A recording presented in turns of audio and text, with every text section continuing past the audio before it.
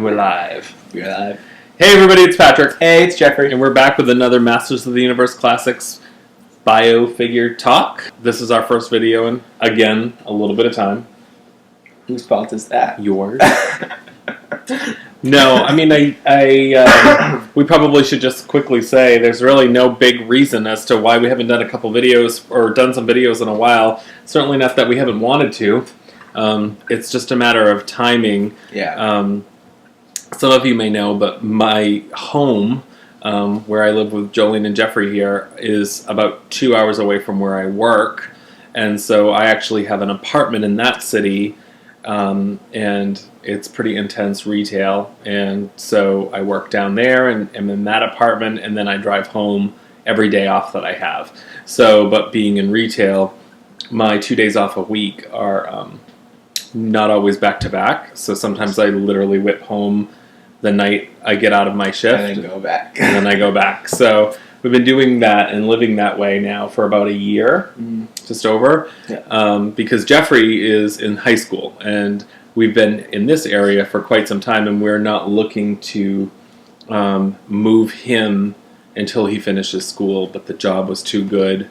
So for us as a family to pass up. So I come home on my days off, they come down on their days off, but it doesn't always lend itself to us getting the chance to sit down and do a video. So that's probably the biggest reason. Yeah. On top of the fact that he is in high school.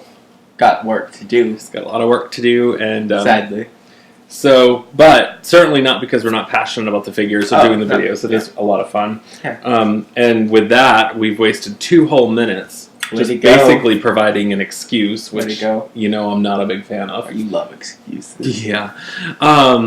But we hope everybody out there is doing well. Yeah. We were just talking tonight about PowerCon again, yes. and LA again. And for those of you who didn't go to PowerCon last fall, Jeffrey and I did. It was the first time we ever went across the country, and I mean, they've announced some of the details around this upcoming PowerCon. More to be found at, of course, cman.org and the actual official PowerCon website. But we're crossing our fingers because we're planning on going already. We can't wait. Yeah. It was like one of the best trips ever. It was. I loved LA. Yeah. So, I guess that's it. Yeah. Hope everybody out there is doing well. We've been watching James Sawyer and Blaze Sawyer's videos, and Keaton, of course. And those are awesome. Yeah, they're really good. And want to give a holler out to our really, really good friend and supporter right from the beginning, Chris Vint, from the Masters of the Universe Chronicles podcast. We're hoping to get to join him on one of his upcoming podcasts here pretty soon. And of course, Pixel Dan, you know, all of, and more. But you know, for all of you that follow the Masters of the Universe Classics on Twitter and our Facebook page, and visit our site regularly, and then just overall support what we're doing here from our friends at He-Man.org's forums, Thrawn. Oh Lord, there's Yuki. There's so many that just have been so really, really positive and nice. We just want to say thank you. That's only 2 minutes. And Eamon, yes. We hope we get to meet Eamon at PowerCon this upcoming year. If we get to go. All right, enough with all that. So who are we talking about today, Jeffrey? Zodak with a K. With a K. All right, go ahead and start with the bio. Okay, real name Kar-Tor, an ancient and powerful enforcer for the Council of Elders. Kar-Tor studied the teachings and mystic fighting techniques of the cosmic enforcers, and knows how to instantly identify an opponent's weakness. After his mentor, the original Zodak, left Eternia to fulfill the Elders' bargain with Tralla, Kar-Tor took his place on the council and helped lead them into battle against the Snake Men, eventually trapping King Hiss in the void with the power of his staff. Although he prefers a solitary life of meditation in the Mystic Mountains, when he's called to battle, Zodak attacks his enemies using all the power at his command. So why don't you start with the bio? What are your thoughts?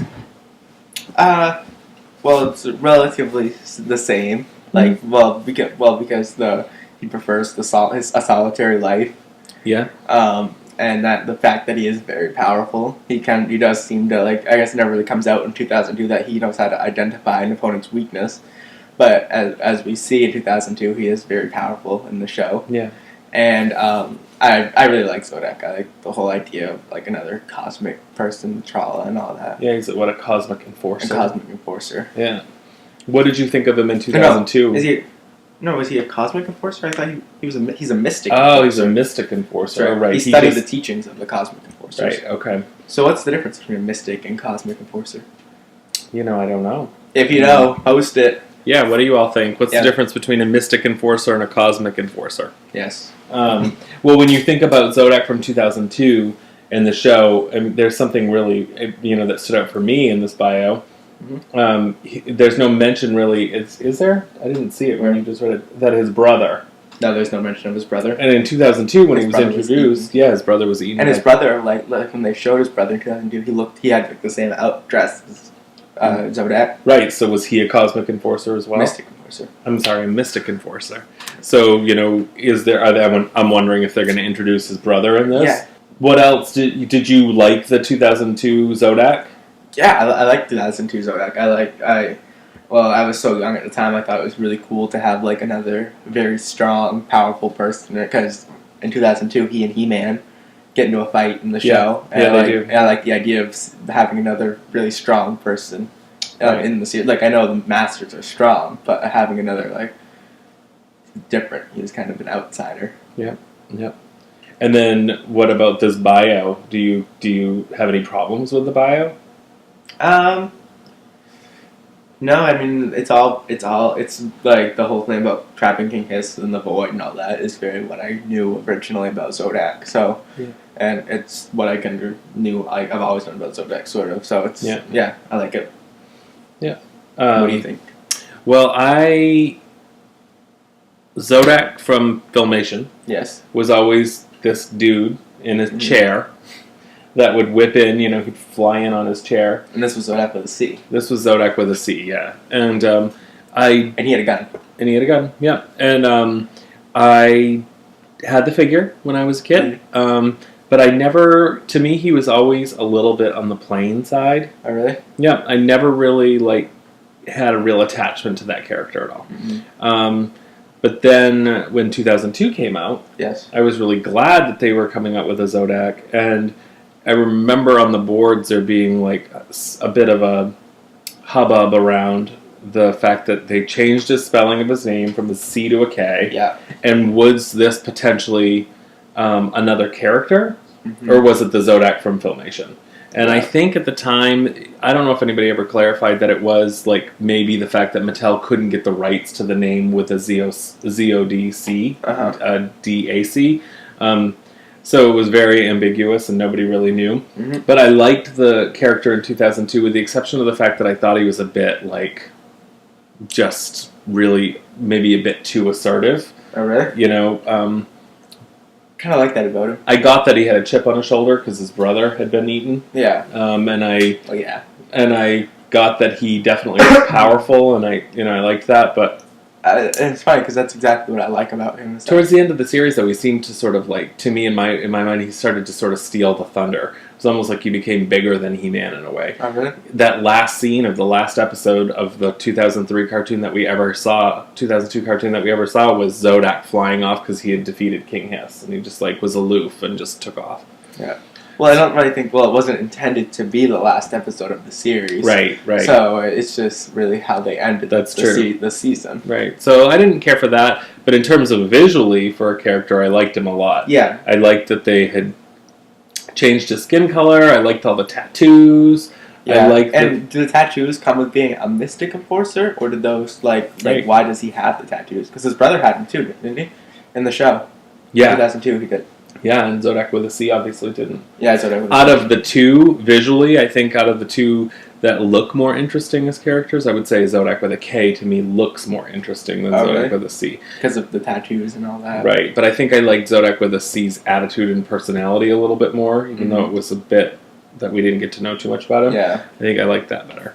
But I don't have a problem with the bio at all. I like, though, with this current storyline, the Masters of the Universe Classics here, storyline is that they now have brought them both together. I love that. Yeah.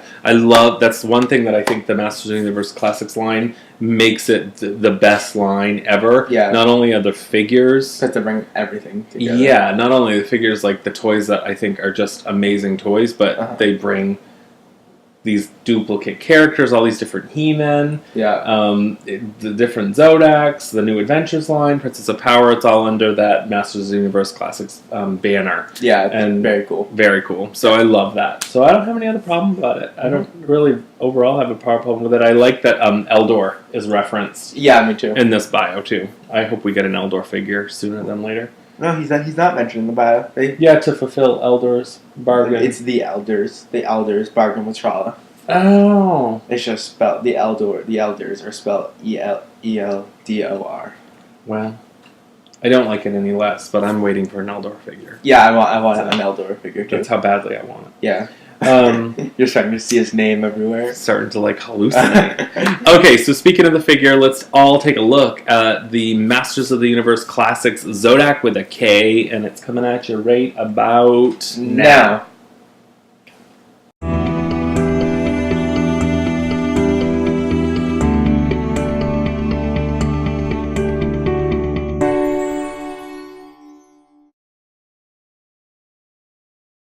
We're excited. So Zodak, the figure itself, awesome He's very figure. Cool. Yeah, I love this figure. From the gloves on his hands to the boots. Like, I like that they gave him a different sort of loincloth instead of just the furry short type it's like thing. Mechanical. Yeah. And the tattoos. The tattoos are very cool. I like the shade of blue that they use for them too. Or is that that is blue, isn't it? Yeah, definitely. And I like the staff. Now, I think you didn't care for this staff as much as the 2002 version of the staff. Yeah, the 2002 staff had the things coming up over it, right? On the four sides. Yeah, and they're sort of there, but it's not quite. Yeah, not like as prominent. Yeah. Would you like 2002's better? Yeah, I do. I wish this, like, the 2002 staff, like, it was bigger and it came all came up into a point sort of on each side and everything. Yeah.